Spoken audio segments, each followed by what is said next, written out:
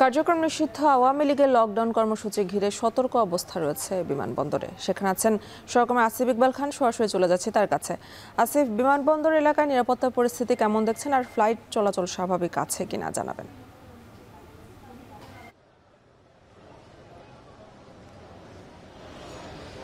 বিমানবন্দর এলাকায় আমরা কিছুক্ষণ ধরেই আছি। এখানকার পরিস্থিতি আমরা যা দেখছি অন্যান্য দিনে যেরকম থাকে বিমানবন্দরের স্বাভাবিক পরিস্থিতি, এখনো আমরা সেরকমই পরিস্থিতি দেখছি।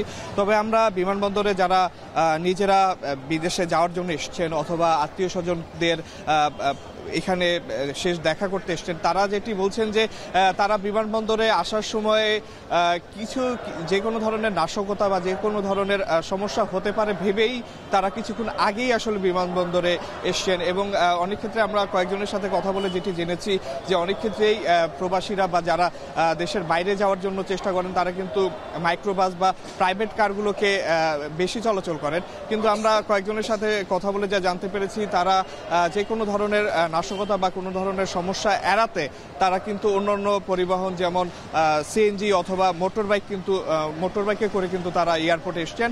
এবং আমরা অনেকেই বলছেন যে কোনো ধরনের সমস্যা এড়াতে তারা কিন্তু অনেক আগেই, অর্থাৎ 4-5 ঘন্টা আগেও অনেকে কিন্তু এয়ারপোর্টে চলে এসছেন যাতে কোনো ধরনের সমস্যায় পড়তে না হয়। তবে তাদের কারো কাছ থেকেই কিন্তু আমরা কোনো বড় ধরনের কোনো সমস্যা বা বড় ধরনের কোনো প্রতিবন্ধকতায় তারা পড়েছেন এমন কিন্তু আমরা শুনতে পাইনি। যদি একটু জানিয়ে রাখি, আমরা সকাল থেকেই কিন্তু আসলে এই উত্তরা এবং এই আশেপাশের যে পরিস্থিতি, এই কার্যক্রম নিষিদ্ধ আওয়ামী লীগের যে কর্মসূচিটি আছে সেটির পরিস্থিতি আসলে আমরা দেখছিলাম। আমরা দেখেছি যে সব মিলিয়ে এক প্রকার আসলে স্বাভাবিকই পুরো রাজধানীটি ছিল। যান চলাচল থেকে শুরু করে নগরবাসীর চলাচল সবই কিন্তু আমরা স্বাভাবিকই দেখেছি। এবং আগের বা অন্যান্য দিন যেভাবে আসলে দিনটি শুরু হয় বা দিনের কার্যক্রম চলে সেভাবেই কিন্তু আসলে চলতে দেখেছি।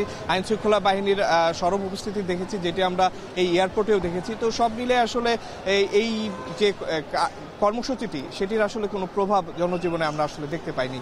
তো এই ছিল আমার কাছে সর্বশেষ। আওয়ামী লীগের লকডাউন কর্মসূচি ঘিরে বিমানবন্দরে সতর্কতা জারি করা হয়েছে, সে খবরে জানাচ্ছিলেন সহকর্মী আসিফ ইকবাল খান।